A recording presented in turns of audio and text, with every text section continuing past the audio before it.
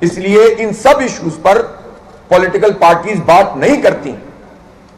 ہم نے اس بات کا فیصلہ کیا ہے کہ ہم ایک بڑا پروگرام لانچ کرنے جا رہے ہیں. کراچی میں ہم نے اس کو لانچ کیا تھا اور اس وقت کراچی میں کل پرسوں میں تھا کراچی میں ایک ٹیکنو فیسٹ کیا تھا اسلامی جمعیت طلبہ نے, اور وہاں جو بنو قابل الخدمت کا پروگرام ہے جماعت اسلامی کا, اس کے 11,000 لڑکے اور لڑکیوں کو ہم نے سرٹیفکیٹ تقسیم کیے جو بنو قابل 3.0 میں جنہوں نے رجسٹر کیا تھا اور اپنا کورس مکمل کیا تھا. 11,000 بچوں کو ہم نے کوئی 15-20 کے قریب کورسز ہیں مختلف نوعیت کے وہ کروائے تھے اور 100% فری, ایک پائی بھی وصول نہیں کی. اور یہ اب 55,000 ہو گئے ہیں پورے کراچی میں. اب یہ پورے پاکستان میں ہم لانچ کرنے جا رہے ہیں. اس سے پہلے لاہور میں اور شاید یہاں فیصل آباد میں بھی ایفرٹ ہوئی ہے, اسلام آباد پشاور میں بھی ہوئی ہے. اب پورے پاکستان میں لانچ کرنے جا رہے ہیں اور آنے والے 1 سے 2 سال میں انشاءاللہ ہم 10 لاکھ طلبہ و طالبات کو free of cost I T courses کروائیں گے انشاءاللہ. پھر ہم ڈگری پروگرام کی طرف بھی جائیں گے اور ہم یہ چاہیں گے کہ اس میں سب لوگ ہمارے ساتھ تعاون کریں. اس کی وجہ یہ ہے کہ اب یہ چھوٹے چھوٹے کورسز کر کے لوگ جاب پہ لگ جاتے ہیں, فریلانسر بن جاتے ہیں.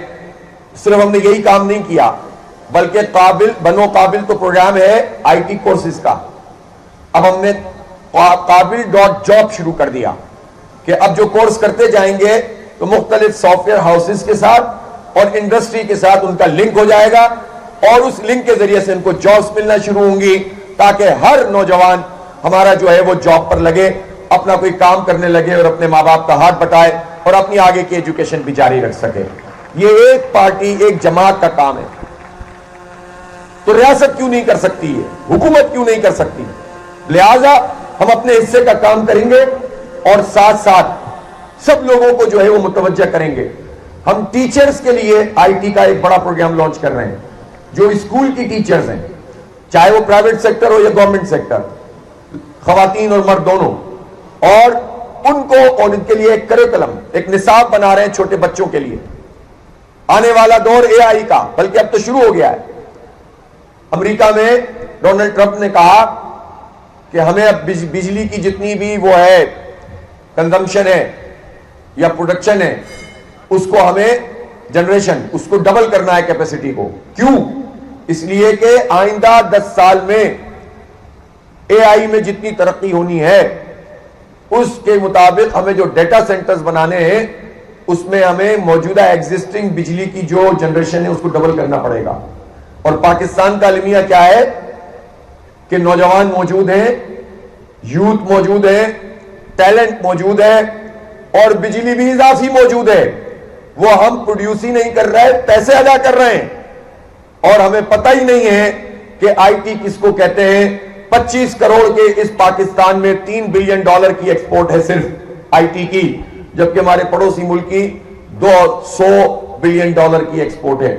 آپ بتائیں مجھے ان ظالموں نے ہمیں کہاں پر جا کر رکھا ہوا ہے؟ کیوں معیشت ہماری آگے نہیں بڑھ رہی ہے؟ ان کی حرکتوں کی وجہ سے. نااہل بھی ہے, کرپٹ بھی ہے, تو ان کے حال پہ ہم چھوڑ نہیں سکتے. اپنے حصے کا کام کریں گے اور اپنا حق ان سے وصول کریں گے. نوجوانوں اس کے لیے آپ ہمارا ساتھ دیجیے, میں آپ سے درخواست کرتا ہوں. اللہ تعالیٰ نے آپ کو یہ موقع فراہم کیا ہے کہ آپ یہاں پڑھنے آ گئے. کروڑوں بچے اس ادارے میں نہیں پڑھ سکتے بلکہ کسی سرکاری ادارے میں بھی نہیں پڑھ سکتے. اتنی استعداد نہیں ہے ان کی آواز کون بنے گا؟ ان کے لیے کون کام کرے گا؟ کسی کا ایجنڈا ہے ان بچوں کو پڑھانا, ان کے لیے آواز اٹھانا, ان کا حق مانگنا, کسی کا ایجنڈا نہیں ہے. میں آپ سے کہتا ہوں آپ ہمارا ساتھ دیں, ہمارے ممبر بنیں, ہمارے ساتھ چلیں اور مل کر وہ طاقت بنے کہ اپنا حق ہم چھین کر حاصل کریں, اس لیے کہ شرافت سے دینے والے تو یہ نہیں ہے. تو آئیں اس جد و جہد کو آگے بڑھاتے ہیں. اور آخری بات میں یہ کہوں گا کہ اپنے دین کے اوپر فخر کریں, اپنے دین پر, اسلام پر فخر کریں. اللہ تعالیٰ نے ہمیں بہترین دین دیا ہے. یہ اس میں عبادات بھی ہیں, اخلاق بھی ہے, کردار بھی ہے, اور اس میں نظام بھی ہے, معیشت بھی ہے, ایجوکیشن بھی ہے, قانون بھی ہے, عدالت بھی ہے. یہ ایک پیکج ہے, ایک ٹوٹیلٹی ہے, کلیت ہے.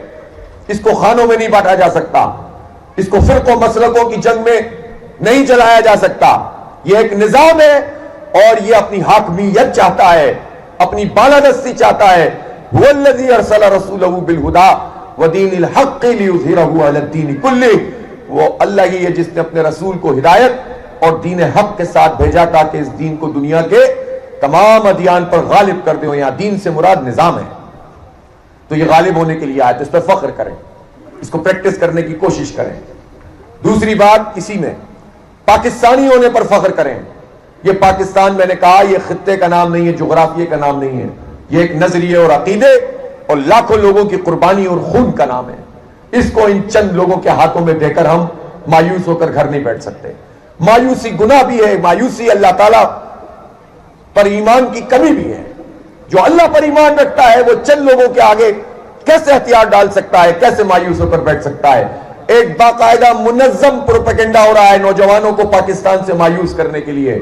اس کا توڑ کرنا ہوگا, لڑنا پڑے گا, آگے بڑھنا پڑے گا اور اپنا حق ان لوگوں سے چھیننا پڑے گا.